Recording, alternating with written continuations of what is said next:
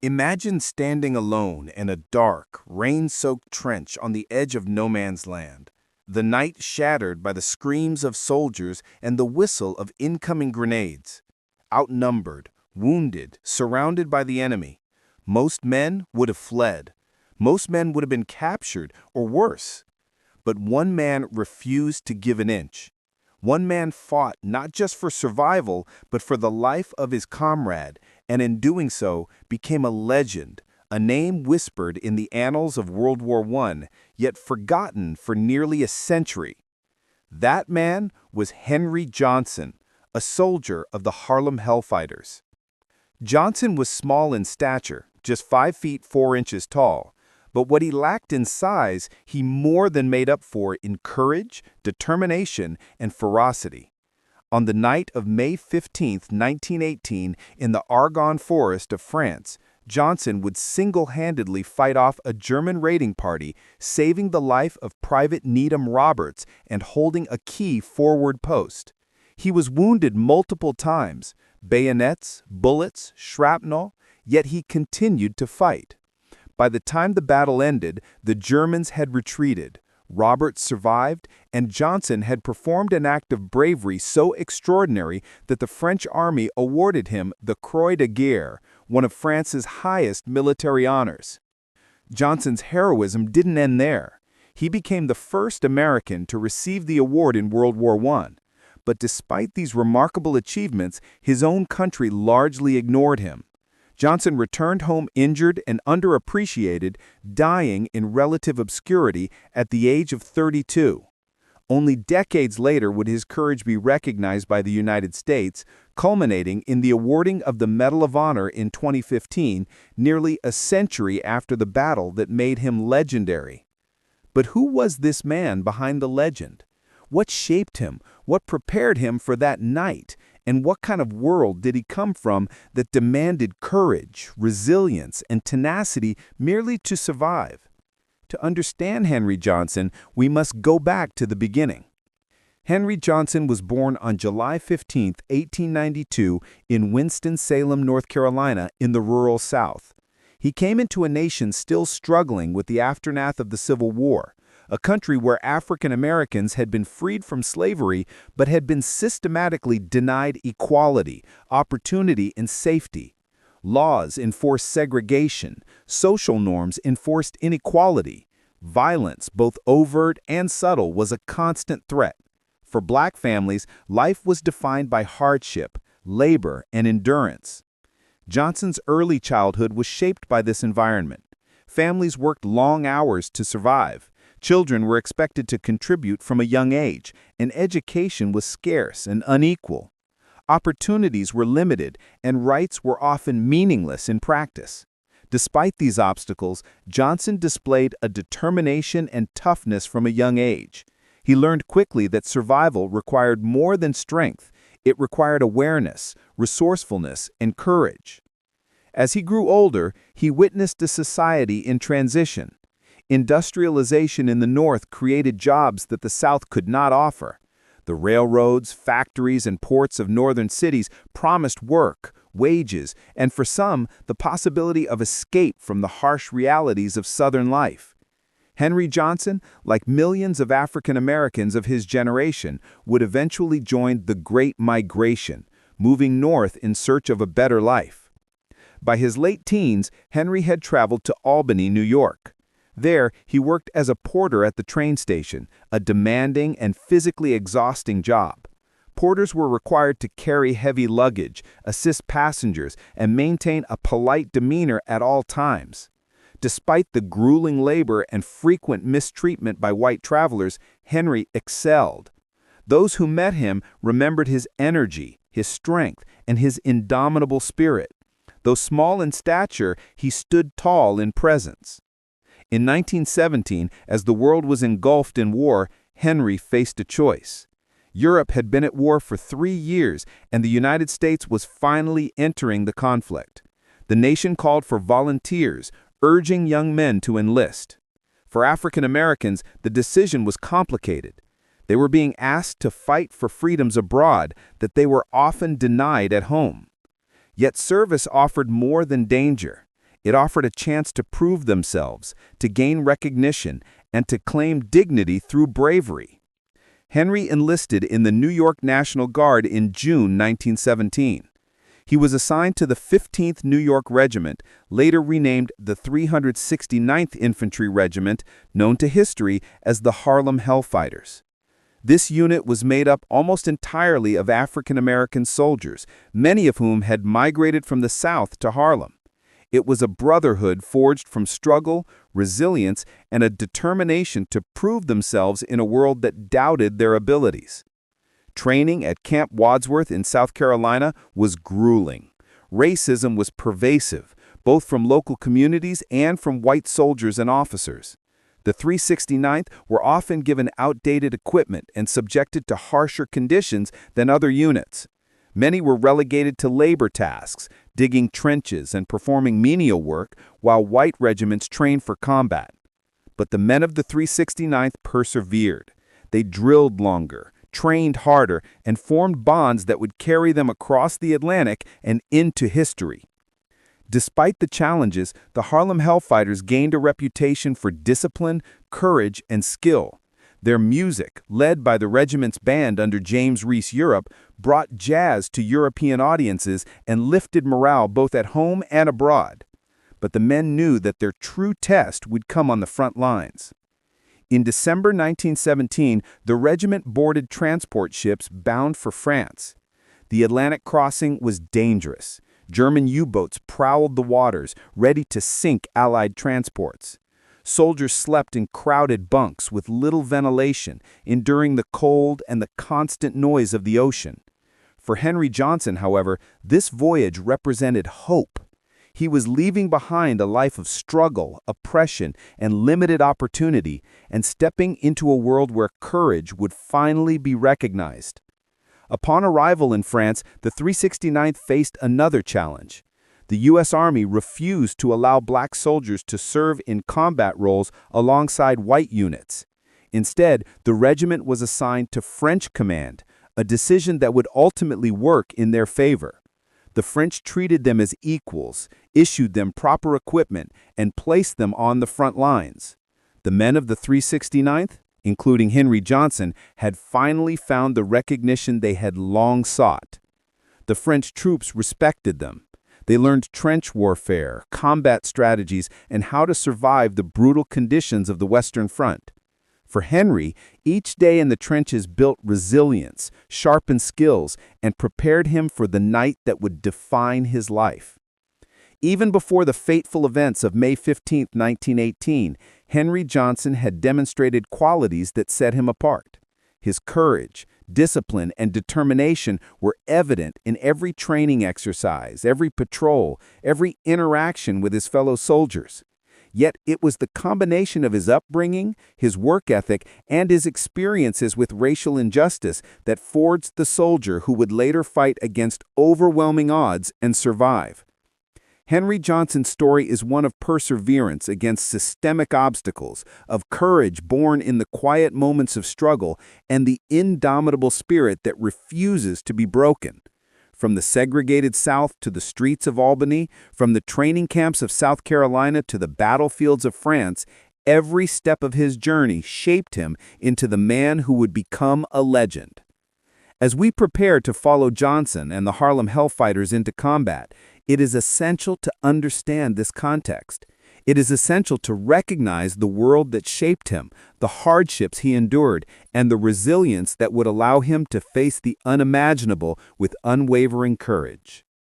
In the next section, we will follow Johnson and the Harlem Hellfighters as they step onto the European battlefield, confront the challenges of trench warfare, and experience the conditions that would lead to his historic act of heroism, the battle that would etch his name into history. When the Harlem Hellfighters first set foot in France in late 1917, they entered a world far different from the America they had left behind.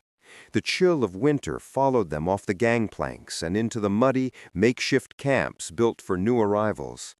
Yet beneath the cold and discomfort was something powerful, a sense of hope. For the first time in their military lives, the man of the 369th Infantry Regiment felt that they might finally be judged not by the color of their skin, but by the quality of their courage. As the men marched away from the docks, French civilians lined the streets. They waved flags, offered food, and cheered. Some reached out to shake their hands. Others simply stared in awe. Many had never seen African Americans before, and the sight was both unfamiliar and exciting. For the Hellfighters, who had been subjected to racism and humiliation at home and in their training camps, this moment felt almost surreal. Even Henry Johnson, normally stoic and private, allowed himself a small smile. Here in France, the men were not colored troops. They were not cooks, laborers, or second-class soldiers. They were American soldiers, and for once, they were treated as such. But the American Army brought its prejudices with it. The 369th quickly discovered that despite being thousands of miles from home, the War Department still refused to allow black combat units to fight alongside white American troops. The reasoning was never stated openly, but everyone knew.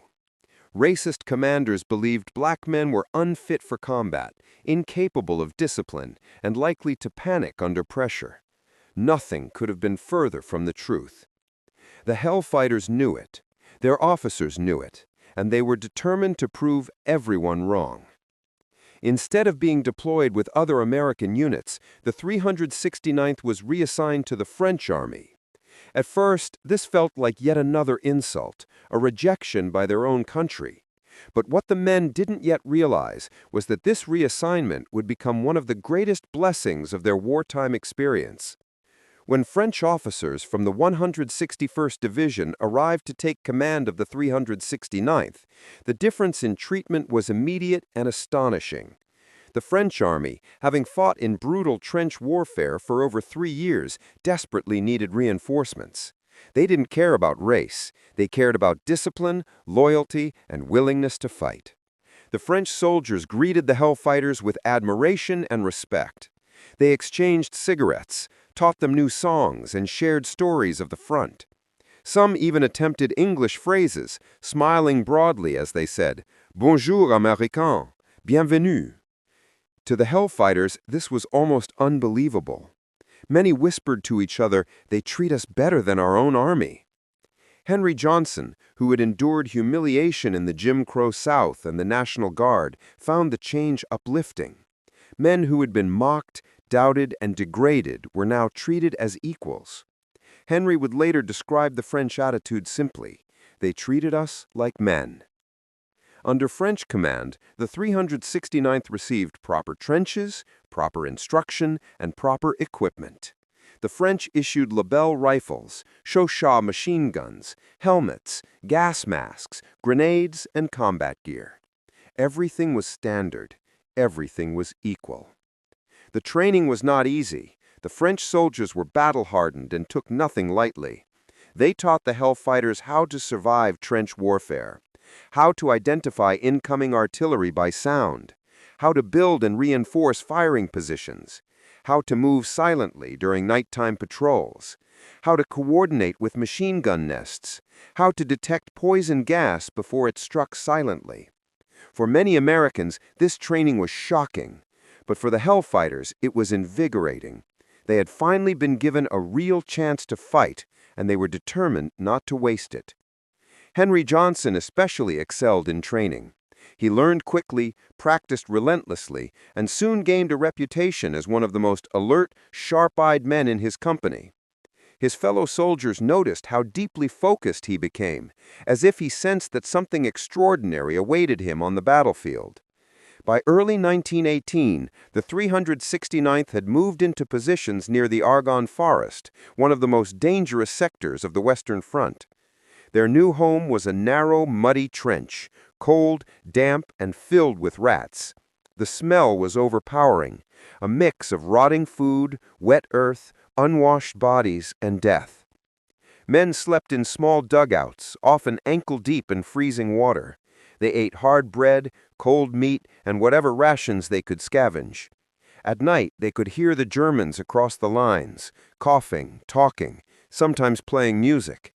The enemy was close, too close. Many nights artillery shells rained down on them, shaking the earth and filling the air with dust and splinters. Gas attacks forced everyone to snap on their masks, struggling to breathe through rubber tubes as the yellow clouds drifted overhead. And yet, through all this misery, the Harlem Hellfighters remained strong. Their spirit, their resilience, and their camaraderie lifted them through the worst conditions imaginable. In mid-April 1918, the French assigned the 369th a critical task: hold a forward position that connected two French units together. This was no small responsibility. If the Hellfighters failed, an entire section of the French line would collapse. Henry Johnson and Needham Roberts, another young black soldier from New Jersey, were paired together in a two-man outpost. Their job was simple but deadly: watch, listen, report, and hold the position at all costs. This assignment was considered extremely dangerous. Most soldiers rotated out of such forward listening posts frequently, but Johnson and Roberts held their ground each night without complaint. Henry grew increasingly alert, noticing small details: the rustle of branches, unusual silence in the enemy trenches, flashes of movement, and the subtle signs of German reconnaissance patrols testing the line. His instincts were sharpening. Something was coming. While preparing for combat, the Hellfighters also formed deep connections with the French soldiers they served alongside. Cultural barriers quickly broke down. French troops shared their wine and coffee, while the Hellfighters introduced them to jazz rhythms and American slang. Music became a universal language. James Reese Europe's military band electrified French villages, performing songs that none of the locals had ever heard before. Crowds gathered to dance, clap, and cheer, even amid the horrors of war. In quieter moments, Hellfighters traded small gifts and personal stories with their French comrades. Many French soldiers were fascinated by the African American troops, asking about their homes, families, and experiences in the United States. Henry Johnson was not a talker, but even he formed friendships. When he smiled, that rare, genuine smile, the French soldiers would laugh, slap his back, and offer him cigarettes. Even before the famous fight that would make Henry Johnson legendary, the Hellfighters were earning a name as some of the toughest, most dependable soldiers on the front. They performed exceptionally well on patrols, raids, and defensive positions. French officers noted, "These Americans do not retreat. These men are always ready. They fight like lions." Morale soared. The Harlem Hellfighters began to realize that they were rewriting expectations. They were proving, day by day, that courage knew no color. As the weeks passed, tension rose. German forces in the Argonne were preparing for a massive offensive. Patrols increased. Artillery fire grew heavier. Rumors spread the German raiding parties were targeting small outposts to disrupt the French lines.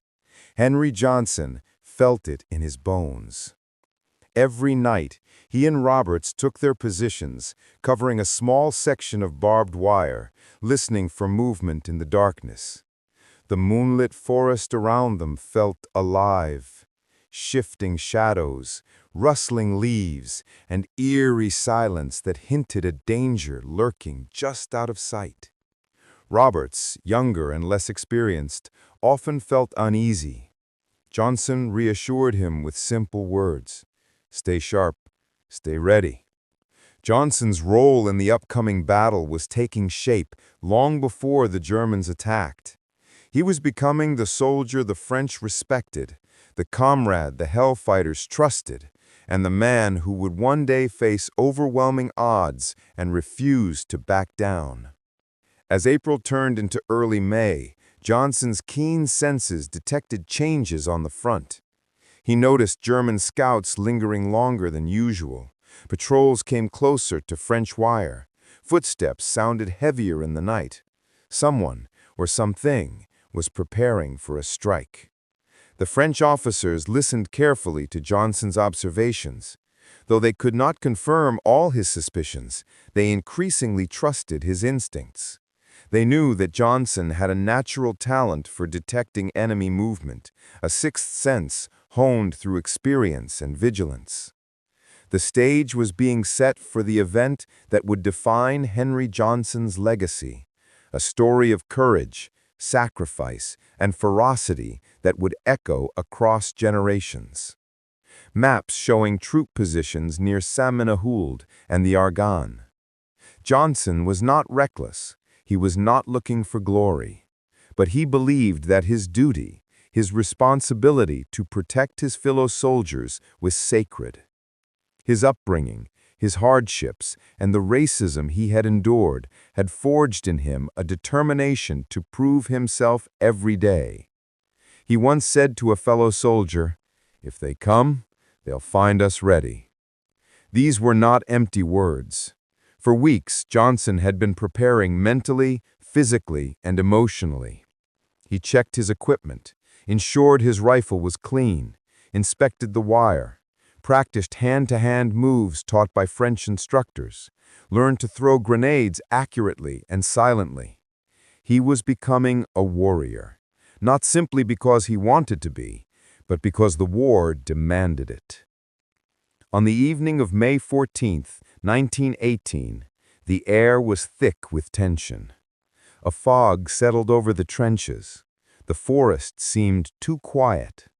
Johnson and Roberts took their positions as usual, unaware that the next few hours would change their lives and military history forever.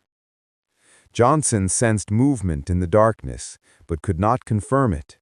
He listened. He scanned the trees. He felt the danger creeping closer.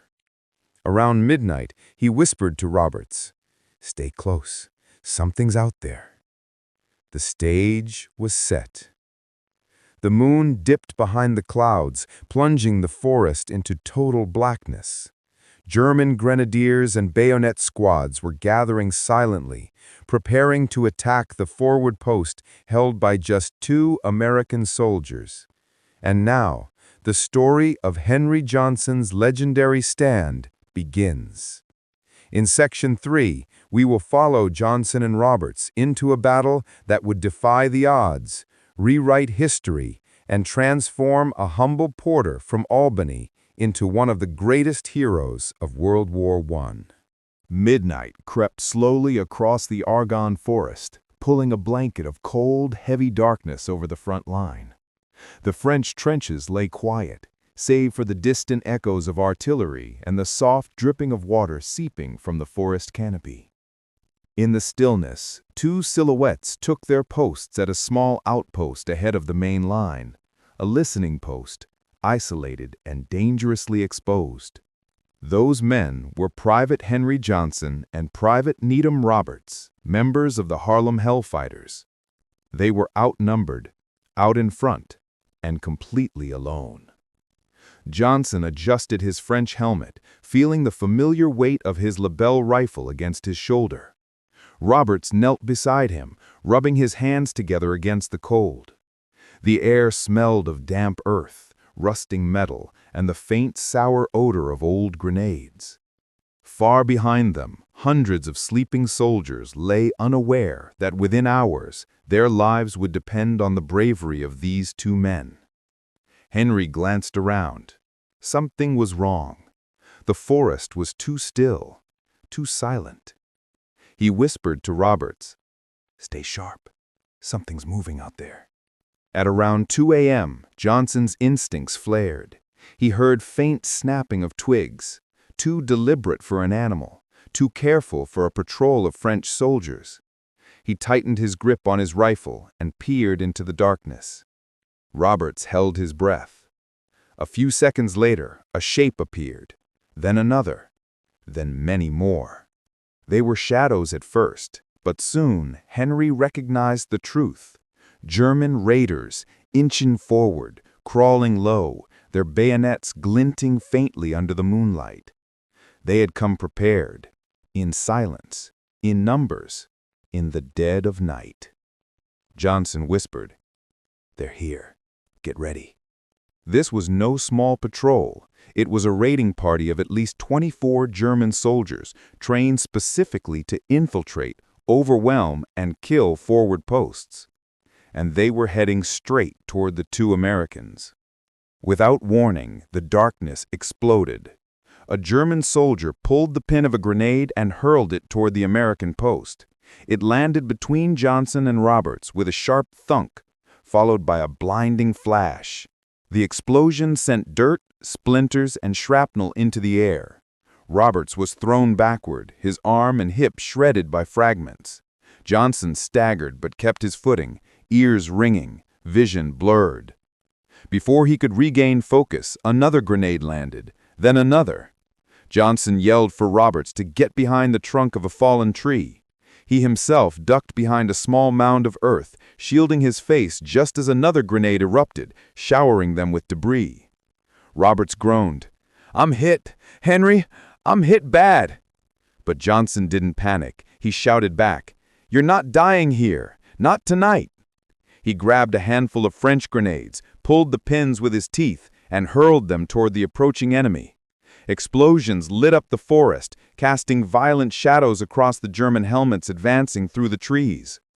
Johnson's adrenaline surged. His heart pounded. Every instinct screamed for survival. As the explosions faded, the silence shattered with the sound of German soldiers yelling orders. They charged, sprinting toward the post with rifles drawn and bayonets raised. Johnson fired the first shots of what would become one of the most incredible small-unit engagements in American history. Bang! Bang! Bang! 3 shots, 3 targets. Johnson aimed quickly, firing with the precision of a man whose life depended on every bullet. One German fell instantly, another spun and collapsed. A third clutched his shoulder and screamed. But Johnson was just one man, and the Germans kept coming. Roberts tried to reload his rifle, but his injuries made it nearly impossible. His hands trembled. Blood dripped down his arm. His face twisted with pain. Johnson shouted, "Stay down! I'll handle it!" In the chaos, Johnson reloaded his rifle, but when he pulled the trigger, it jammed. The worst moment a soldier can experience. Johnson didn't hesitate. He swung the rifle like a club, slamming it into the first German to reach the post. Wood splintered, metal bent. The German fell backward. Another lunged at him with a bayonet. Johnson dodged, grabbed the attacker's wrist, twisted, and drove the German's own blade into his chest. Johnson fought like a cornered animal. German grenades exploded around him. Dirt flew into the air like miniature storms. Roberts tried to pull himself to safety, but his wounds were severe. 2 Germans reached Roberts and tried to drag him away. They wanted prisoners. Johnson roared with rage. He leapt forward, bullets grazing him as he sprinted across the mud. His boots slipped, but he didn't stop.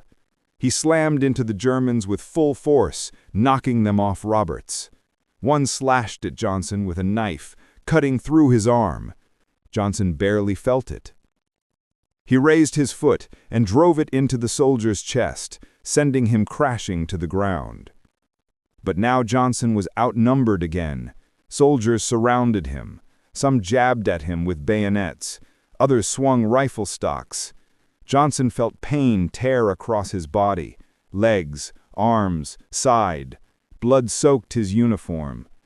But still he fought.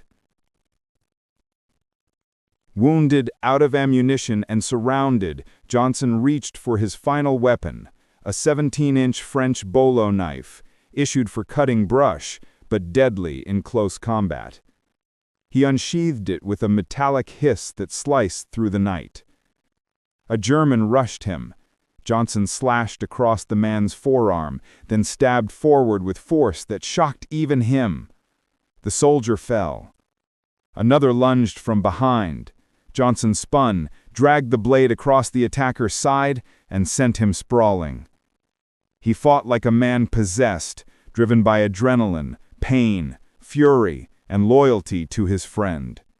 Every movement was fueled by the simple truth: if he stopped fighting, they would both die. Or worse, Roberts would be taken behind enemy lines. Johnson's fury shocked the German raiding party. These were experienced soldiers, but they had never encountered anything like Henry Johnson. Despite wounds, blood loss, and exhaustion, he kept attacking. Finally, the Germans broke. Shouts echoed through the forest. "Zurück! Zurück!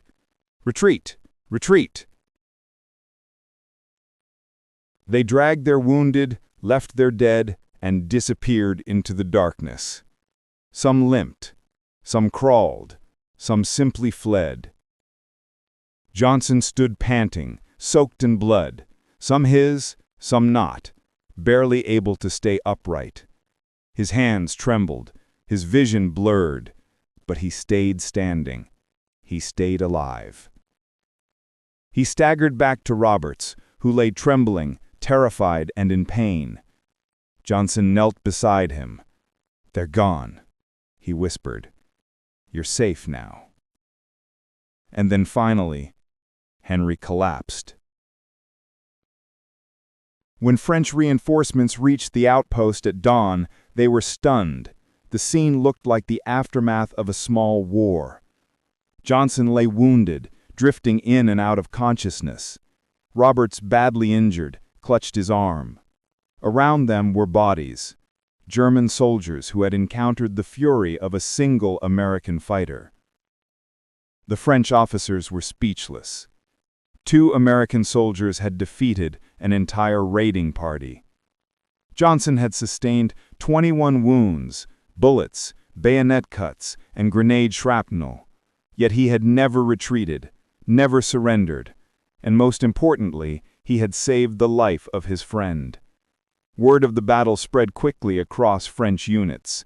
Soldiers spoke in hushed, reverent tones about the Black American who fought like 10 men. The legend of Henry Johnson had begun. Within days, French commanders formally recognized Johnson's actions. They awarded him the Croix de Guerre avec Palme, France's highest honor for valor. He became the first American soldier of World War I to receive such a distinguished award. The French newspapers praised him. French soldiers toasted him. The Hellfighters celebrated him. But back home in the United States, the military said nothing. No medals, no parade, no recognition. The Army didn't want to publicly celebrate a black soldier who had shown such extraordinary heroism. It was easier for them to remain silent. Johnson knew he had saved lives. He knew he had done his duty. But the lack of recognition cut deeply. Still, he didn't fight for medals. He fought for survival, for his friend, for his unit. Johnson rarely bragged about the battle, even when asked. When a fellow soldier asked him how he managed to fight so many enemies alone, Johnson simply said, "I did my duty. A man's got to do what he's got to do." That was Henry Johnson, brave, loyal, humble. But his story was far from over. The war in Europe had ended, but for Private Henry Johnson, the battle was far from over. In fact, the greatest fight of his life was just beginning. It wasn't on a battlefield, not in a forest full of grenades, not in the face of bayonets and bullets. It was a fight against silence, a fight against invisibility, a fight against the very country he risked his life to protect. In February 1919, the Harlem Hellfighters returned home to the United States. They had spent more time in combat than any other American unit. They had never lost a single trench. They had never had a man captured. And at the very front of their parade marched Henry Johnson. The French Croix de Guerre glittered on his chest. Crowds in New York roared as thousands of Harlem residents packed the streets, waving flags, crying, cheering, throwing flowers into the road. That day, Henry Johnson was a hero. But the cheers faded quickly. Once the parade was over, America turned its eyes away. Newspapers didn't tell his story. Politicians said nothing. No American medals came. No military recognition. No pensions. In a nation still deeply segregated, Henry Johnson's heroism was inconvenient. He was too brave, too capable, too undeniable. And the U.S. Army was not ready to publicly honor a black soldier whose courage surpassed that of thousands of white officers. So they did what institutions often do when confronted with uncomfortable truth. They ignored him. Johnson's body was shattered from the battle. Grenade fragments were still lodged deep in his legs and side. He had bayonet wounds on his arms, face, and torso. His foot had been punctured. His back carried deep scars. But the U.S. Army wrote in his medical file, "No permanent disability." It was a lie. His injuries were so severe that he could barely work. He walked with pain. He suffered insomnia, night terrors, and chronic infections.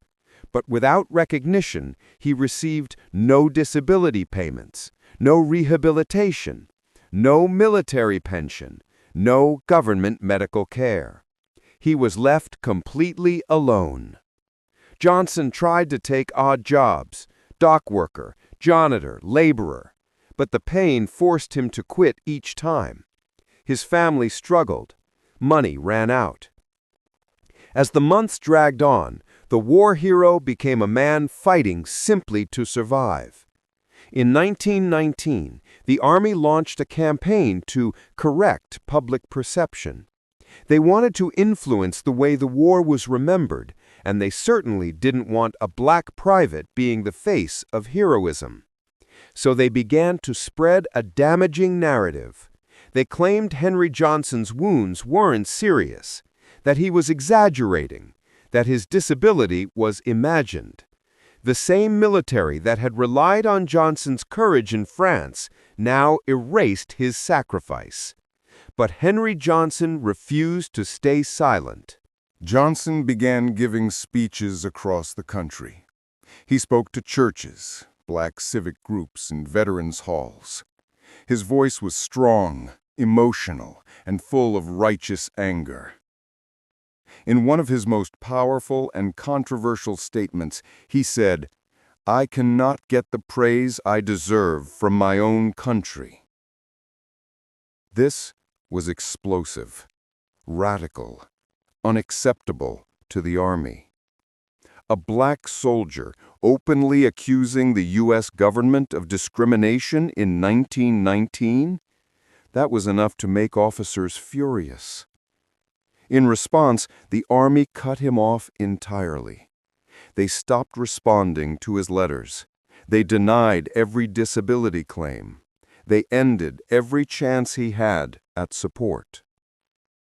The man who had fought off 24 German soldiers with a rifle, grenades, and a knife was now fighting his own government with nothing but his voice. Without support, Henry Johnson's life spiraled downward. His injuries worsened. Infection spread through his foot and leg. Pain became a constant companion. He struggled to hold jobs and provide for his family. Emotional trauma haunted him. Nightmares woke him screaming. Loud noises made him flinch. He avoided crowds. His drinking increased, not out of weakness, but out of desperation. Alcohol was the only painkiller he could afford. By the early 1920s, Henry Johnson was a broken man physically, but his spirit still burned. He continued to speak, continued to demand justice, continued to tell the truth. And for that, the army punished him even more. By 1927, Henry Johnson's health had deteriorated so severely that he could barely walk. His wounds never healed properly. Infections ate away at his bones. Doctors said he had the body of a man twice his age. Still, there was no pension, no recognition, no apology, no medal. Henry Johnson, America's forgotten hero, died alone in 1929. He was 32 years old. His death certificate listed his occupation as laborer, but that was wrong. He died a soldier, a warrior, a hero, a man who gave everything to a country that gave him almost nothing in return. He was buried in a pauper's grave in Arlington National Cemetery, but without honors, without a ceremony, and without his name mentioned in the rolls of American heroes. And for decades, his story fell into silence, forgotten, erased, almost lost forever. But history has a way of correcting itself, even if it takes years or generations. In the 1990s, researchers began digging through forgotten military files. They rediscovered the reports written by French officers, eyewitness accounts, medical notes, descriptions of Johnson's battle that had been buried for nearly a century. And suddenly, the truth emerged. Henry Johnson hadn't just been a brave soldier. He had been one of the greatest American combat heroes of the entire First World War. Veterans organizations rallied. Civil rights groups demanded recognition. Historians published articles. Documentaries aired segments about the Black Death from the Harlem Hellfighters. Slowly, the nation woke up. In 1996, 67 years after his death, President Bill Clinton awarded Johnson the Purple Heart. In 2003, he received the Distinguished Service Cross, the second highest U.S. military honor. And finally, in 2015, nearly 100 years after the battle, President Barack Obama awarded Henry Johnson the Medal of Honor, the nation's highest military decoration. During the ceremony, Obama said, "Henry Johnson was one of the bravest Americans to ever wear the uniform." At last, the truth was acknowledged. Henry Johnson's legacy was restored. His story was finally told. But the decades of silence cannot be erased. Henry Johnson's life is more than a war story. It is a story about courage and a story about the cost of injustice. The world knows his bravery, but the nation he fought for took nearly a century to say the words he deserved. You are an American hero.